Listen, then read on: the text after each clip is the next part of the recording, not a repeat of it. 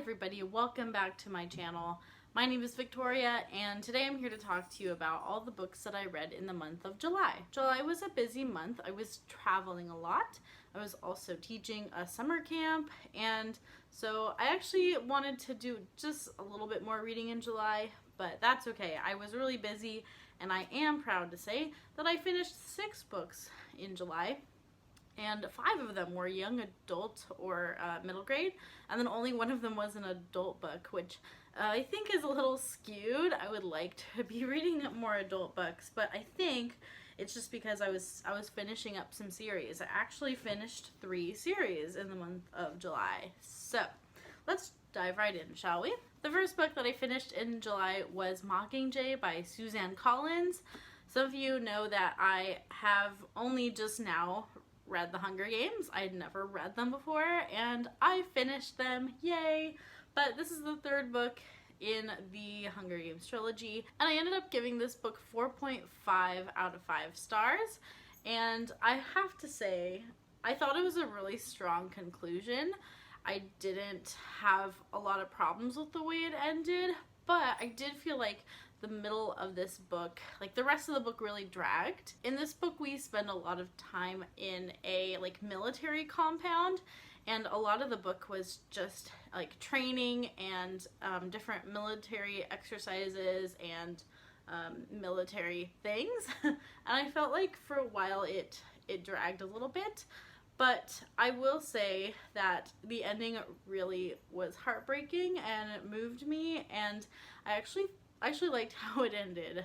Maybe that's an unpopular opinion. I know a lot of people had a problem with how this book ended, but I was okay with it. I was okay with everything and how it wrapped up, and I also really liked the use of the songs throughout the book to kind of interweave certain themes. I actually finished this book on audiobook while I was driving around town, and I think I had a few tears in my eyes while I was driving because I was very moved by the ending. So I'm so glad I finally read The Hunger Games. Now I need to finish watching the movies. I think I saw the first movie, maybe the second movie, and that was it. So yeah, gotta do that now. 4.5 stars out of 5. I thought this was a great concluding book. The next book that I finished in the month of July is also the last book in a series, and that was the 7th and final book of the Chronicles of Narnia series, The Last Battle by C.S. Lewis. When I was a kid, I remembered really being amazed and intrigued by this one because there was a lot of different creatures and the unicorn, and I remember I loved the cover, this bloody unicorn here, and now that I think about it, it's pretty creepy and a little scary for a kid's book, but this was a very interesting read as an adult because I could see more of the parallels that C.S. Lewis was drawing between the Book of Revelation and the Bible and this story, and it's really obvious how he draws those parallels, and that was just interesting to read as an adult. As a whole, I found this book was not one of my favorites anymore. I actually would say it's one of my least favorites, and I actually recently made a video on the Chronicles of Narnia series and how I rank them, and you can check that out. I'll link it in the cards if you want to hop over there if you're interested. The reason this ended up not being one of my favorite books was because it is surprisingly violent for a kid's book. I didn't feel like he was writing for kids anymore. I really felt like he just ran with that biblical allegory and nobody was gonna slow him down. Which is fine, but I don't think I would want my kid to read this. I don't know. It was very violent, very dark and bleak. It's very hopeless for most of the book.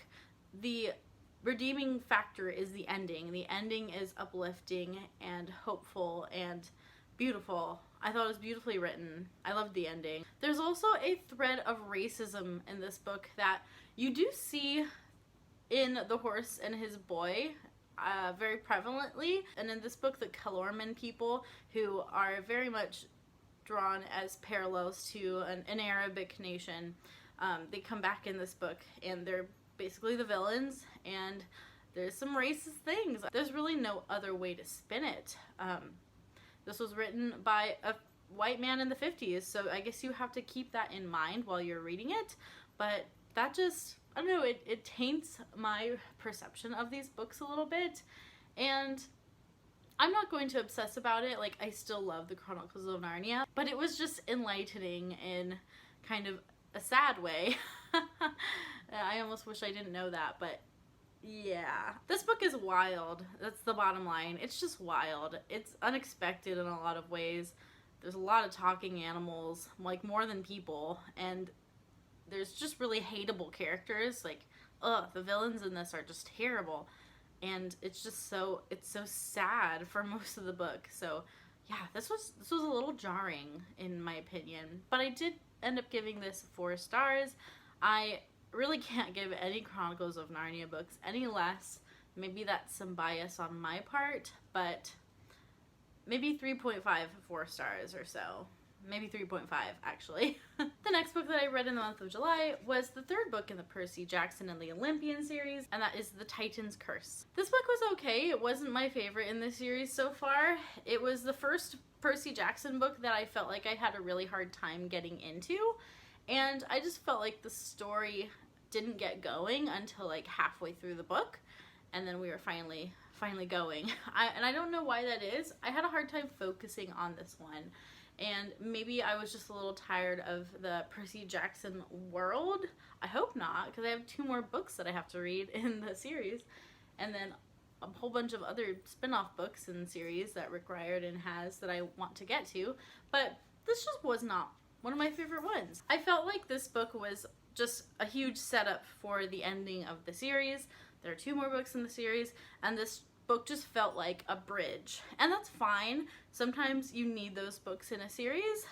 It was just a little harder to get through. I didn't find myself wanting to pick it up. I ended up giving this 4 stars. Next up, I read the 5th volume of Fruits Basket by Natsuki Takaya, and I am enjoying this series very much, although my only real complaint with it is that there's too many characters, and a lot of them have similar names, and it's just they're just kind of hard names to keep track of. And then with like all of the shortening of names, I get really confused, and sometimes the drawings kind of don't look like a different character. It looks like it could be the same character as another one, so I have a hard time keeping track of the characters, and so sometimes I just feel lost.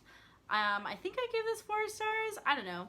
I'm not like analyzing them a lot. They're just kind of something to flip through and to read as a light and fluffy thing. This is set in the summertime, and like the whole family and kids are on summer break, so that was kind of fun because I was also on summer break while I read it. I've actually been a little bit on the fence about continuing with this series because, again, I feel like I'm lost every time I pick up a new volume. And it also feels like not a lot happens. This series is very much just about how the boys and girls are relating to each other and how all the people are relating to each other. So it's very much like slice of life. We kind of see like day-to-day activities, and at least once or twice in every volume we get like some big reveal about a character's backstory, and it's usually tragic, and there's a lot of shading in the pictures to show you that they're brooding, which I think that Natsuki Takaya does a great job with using shading to show the characters' moods. That's something that I think she's really strong with. I would say right now I'm gonna continue, but I'm kind of tired of being confused, and I'm hoping it gets a little more clear and maybe a little more substance in the story as we go. Next up, I read Obsidio by Amie, Kaufman, and Kristoff. I told you I finished a lot of series this month. This is the 3rd book in the Illuminae Files trilogy. I have increasingly been disappointed with each new volume that I've read. I loved Illuminae. Gemina was a little less, and Obsidio, I didn't hate it. It was still a fun read, and it was still a good romp, a good sci-fi romp. However, I feel like it recycled a lot of the same plot twists and techniques, and there was a moment that was supposed to be kind of like on the edge of your seat, kind of tragic at the end. However, I knew what they were doing, And so I didn't feel any like empathy really for those characters because I'd seen that pattern before and I knew what the authors were going to do with that character. I knew it was too predictable to believe. It wasn't believable. It didn't have me on the edge of my seat because I'd seen the same plot twists multiple times. So disappointing. I think if Illuminae had been a standalone or maybe even a duology like Illuminae and Gemina, and they had maybe combined this story with that. But I feel like by the third book in the series, we lost some steam. And that's important in a trilogy. I didn't feel like I even needed to read this book. Like, I could have just been told very easily what happened. But I don't know. I feel like these would make a really good movie or TV series. And I think a lot of people would really enjoy them. And I would watch it. It was enjoyable, but I had just wanted a little more surprises. I don't know, I kind of knew what was going to happen. I ended up giving this book 3.5 stars. And finally, the last book that I finished in July was The Bookish Life of Nina Hill by Abbi Waxman. This is a new release. It just came out, I think in July actually, and it was charming and warm and I liked it a lot. Maybe one of my favorites of the year so far. As far as like light and fluffy contemporaries go, I liked this more than The Bride Test by Helen Huang. It floated my boat. This is a contemporary romance essentially, but the romance kind of takes a little bit more of a back seat. It's not in the front. It's not in the forefront. But Nina Hill is in the forefront. So we follow Nina Hill. She is a bookworm. She's 29 years old and she lives in Los Angeles and she works in a bookstore. And that sounds exactly like my dream life, and I'm 29 years old, so I figured I had to read this book. And part of this book's charm is that you do want to step into Nina's life and just be her for a day, because she has this just cute and cozy life. She has a cat named Phil, and she has a trivia team that is sort of her social outing, and she just is really smart and she knows a lot of things. She reads all the time, and I just wanted to be best friends with Nina Hill. The complications in this book arise when the boy on a competing trivia team shows some interest in her. The problem is that Nina likes her life a little too much, and she's not really open to change. She's not really open to new people coming into her life. And so you have this love interest who is sort of interested in her, but she sort of keeps him at an arm's length. And one day, Nina also gets a visitor from a man who has a will, and Nina is mentioned in this will. It is her father's will, a father who she never met,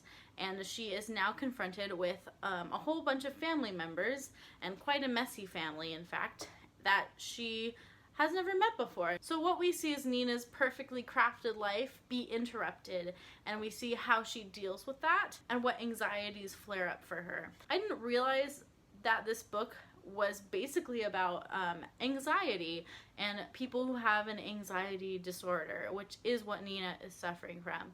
And I was really glad to read that kind of a book. I hadn't read a book yet with anxiety representation, and I have suffered myself from anxiety and depression in the past, and yeah, I know how that is, and so I really just related with Nina. The only complaint that I really have about this book is that the characters are all extremely witty, and if you've ever read a book where everyone is witty and like everyone is quick and says like the exact thing that they want to say perfectly, it doesn't feel real. Not everyone can be that witty. And I realize this is a very small thing that I am picking on, but there's an element to the dialogue that doesn't feel authentic, because not everybody is witty. Not everybody can be so smart. Everyone's so smart and funny. That's not real life, you know. I don't know. Maybe that's just me. There's also some dialogue that happens at a book club that Nina is in, and they end up talking about male body parts and kind of objectifying them in a way, and I just was uncomfortable with that whole passage, and I think it was unnecessary. I don't think it needed to be in there. I don't really know why it was in there other than to be like, oh haha, this is a girls book club and we talk about penises. unnecessary, I thought. But overall, I really enjoyed this book. I was sad when it ended, and it was just warm and fuzzy, and it made my heart happy. So this I am going to give a 4.5 out of 5 stars. So those are all the books that I read in the month of July. Let me know if you've read any of them or if you want to read any of them. I hope more people pick up The Bookish Life of Nina Hill. I don't feel like I've really seen anyone talk about it yet, and it was very good. And if you would like to share what you've been reading in July down below, please do so. If you have any recommendations for me, I am always up for that. I hope you're having a great day wherever you are. Be sure to subscribe if you're new here so you can see more content from me. And I will see you in my next video. Keep reading great books. See you next time. Bye-bye.